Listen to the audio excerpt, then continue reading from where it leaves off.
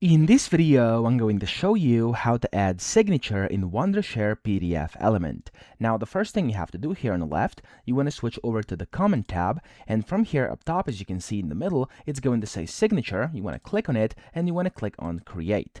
Now, whenever you do this, you could either upload an image. So as you can see here, it says that when you're uploading it, a white background is recommended. So of course, if you have your signature like written down on a piece of paper, and you have an image of that, a picture you've taken, you can go and upload it over here. You could also draw it yourself. So for example, I could go and just basically draw it in here. If I try to say instant, there we go. That looks a bit weird, but still, you get the point. It may be a bit hard, but of course, you'll get used to it, and you can also change colors down here. You could erase parts if you don't like it, etc., and create it however you want, or you could just type it in by basically typing in your signature, for example, like this, and of course, you can go and change the color again. You could go and change the font via which you want to display as well over here, so completely up to you, and then just click on OK. Now for this video, we're going to just basically draw it over here. I'm going to delete this, and I'm just going to type in instant in a very easy way. Okay, instant, there we go. I'm going to leave like this, and I'm going to click on OK over here, and this is going to allow me to place the signature. Now I can just place it whatever I want, like this,